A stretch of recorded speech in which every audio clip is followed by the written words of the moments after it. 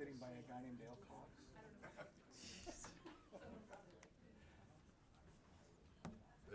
least they were good people. Oh, you're ready. Doggone, let's ready. Hey, well, I wasn't quite ready. Thank you. So you have to wait a minute. I know you don't like doing that, but you're gonna have to. All right, welcome everyone to our RDA meeting. Thanks for being here. Rosalba Dominguez is on, Councilwoman Dominguez is on the line. Welcome, Rosalba. Just make sure you're there. Sorry about that. Thank you. I'm here. Awesome. Welcome, everyone. We're glad to have you here today and those that are attending. We'll begin the council meeting with, I'm looking for minutes. There's no minutes, huh? Yep. Yes. Where are they? Item number 1. Thank you. I'm just looking at this and I'm not seeing them. Isn't that interesting? Are you on the RDA? Yeah, I am, and I don't know why I'm not seeing those, so I'm going to go to the other one I have. Here we go. Okay, so we have approval of minutes for January 21st, 2020. Any questions or comments on those? And if not, then we'll ask for a motion.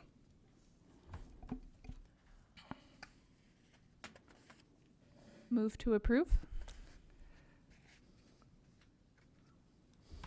I'll second. All in favor? Aye. Aye. Aye. Thank you. Hi. Thank you. Okay, next we have citizen comments. So we'll open that up for anyone that has any comments. 3 minutes apiece. Anyone here for any comments? Okay, close that part and move on to number 3, discussion on a license and easement agreement between the Redevelopment Agency of Utah and Vancon Incorporated for construction staging at 4800 South State Street. I've got that. You've got that, Mayor. Thank you. Okay, you all are aware that the water line project between 4500 South and 5300 South will be underway here soon. We've been talking about that in the other meetings. We have been approached by Vancon, who is the contractor on that project, to use the property, the vacant property at 4800 South and State for a staging area for their pipes and so forth during this project. And so we have agreed to do that, but wanted to bring it to the board, since it's on RDA property, to see if there is any objection from any of the board members to us doing that. They'll pay a nominal fee for use of it. Good.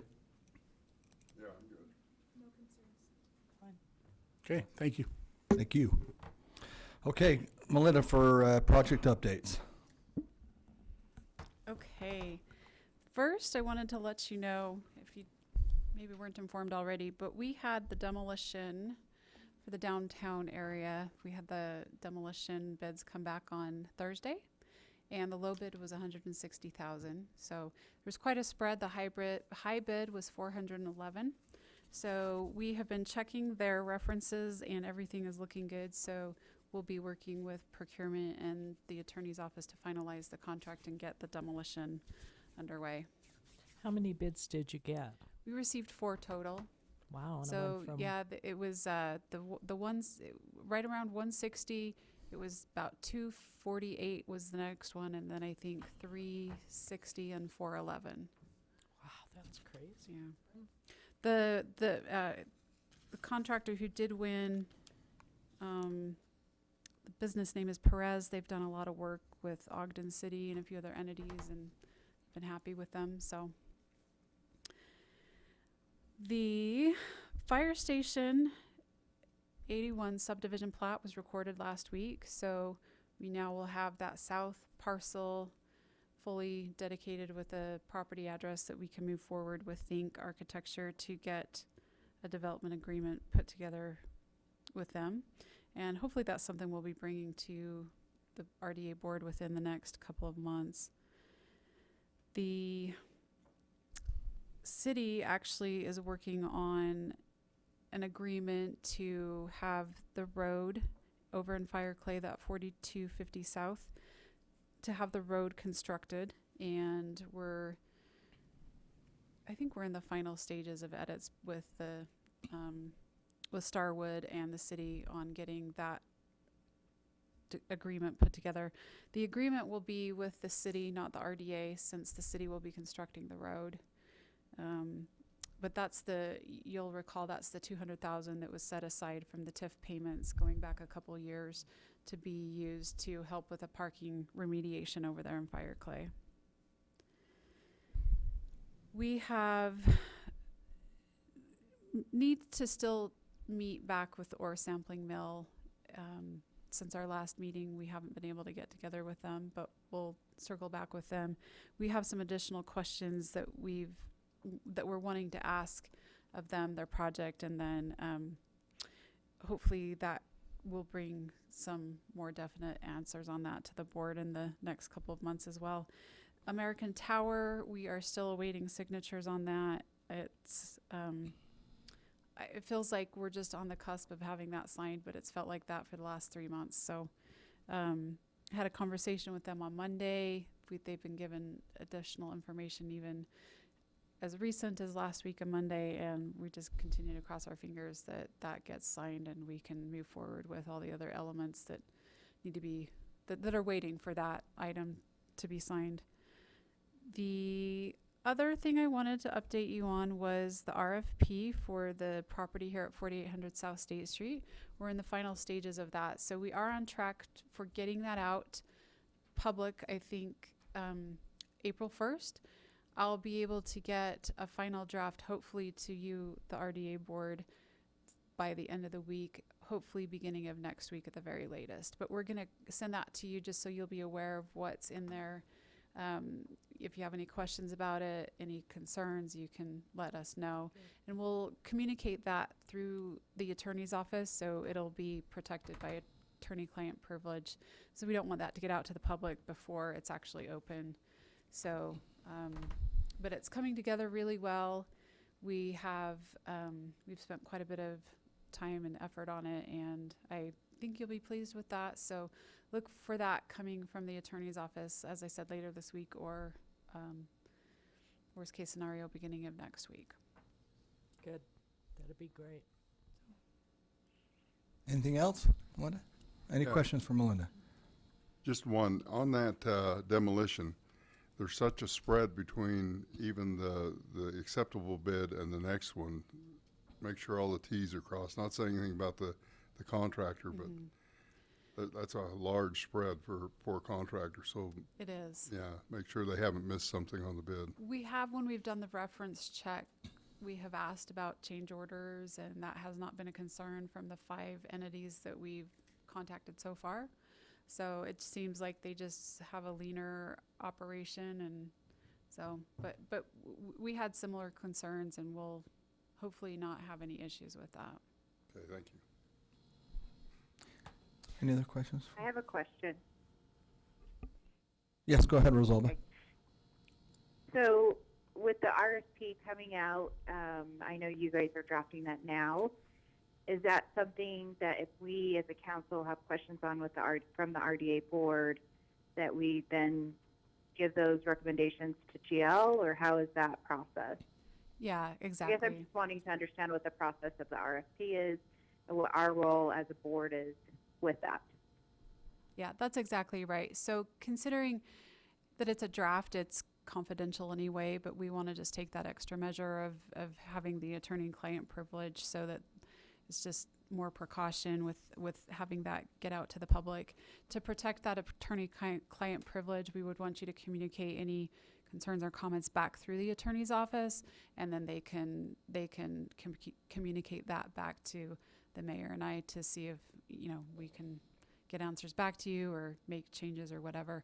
So when we communicate or when we distribute that to you, we'll have some type of a process in there and a deadline of to how you can get comments back to us.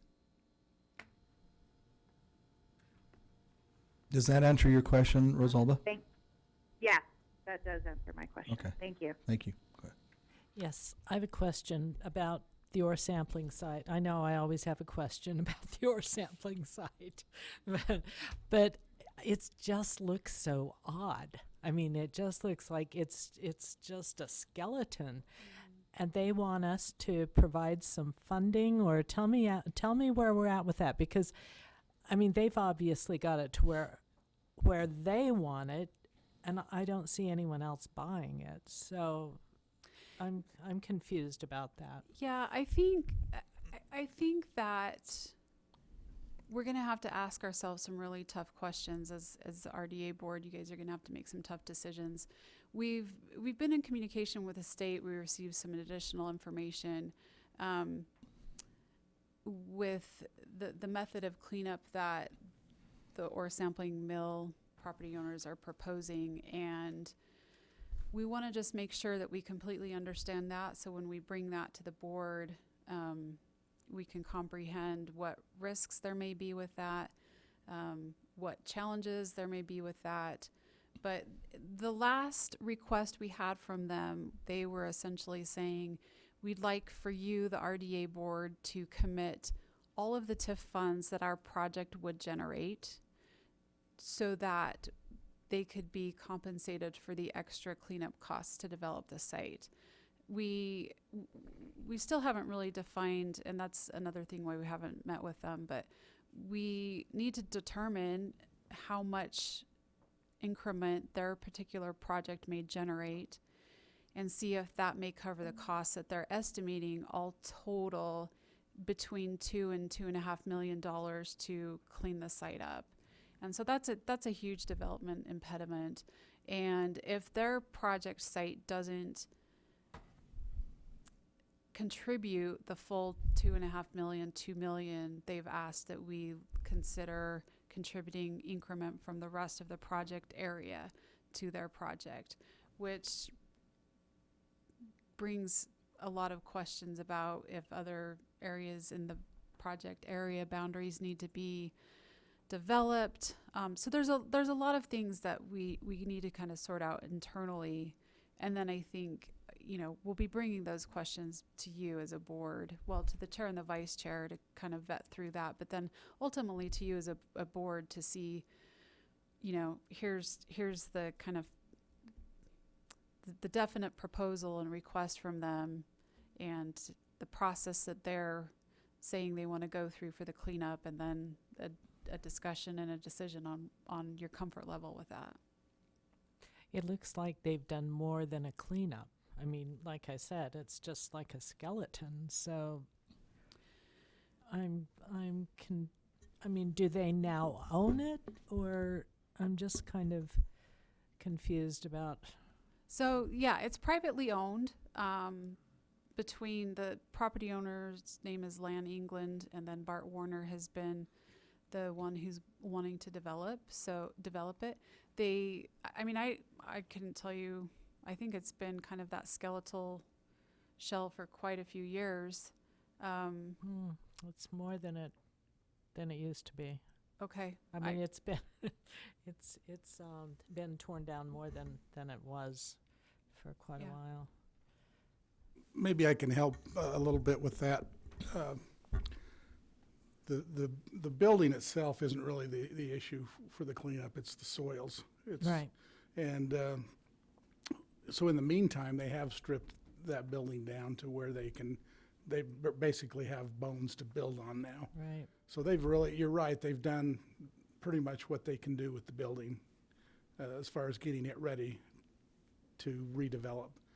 But the issue is going to be what it's going to cost to clean up all those soils, and that's what's going to stop this from developing, if anything, is that cost, because they've got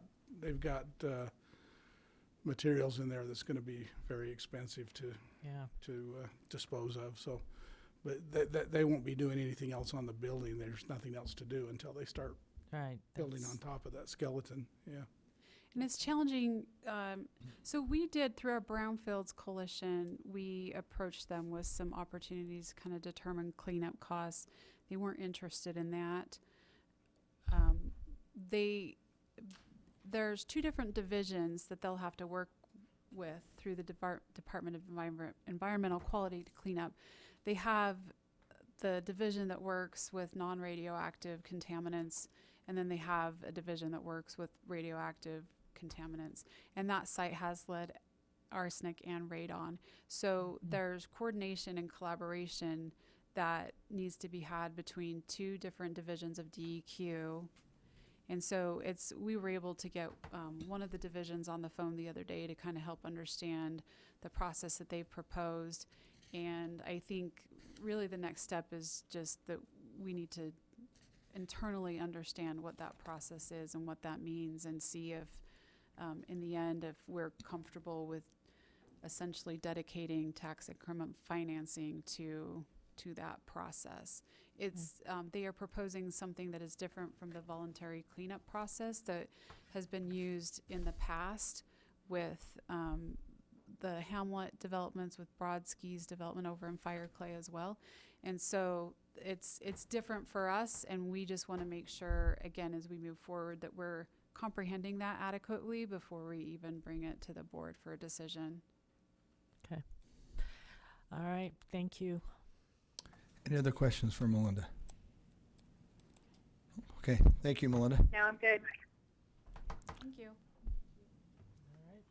Oh, I thought she said something. Okay. Is that it? Okay. We'll stand adjourned. Thank you.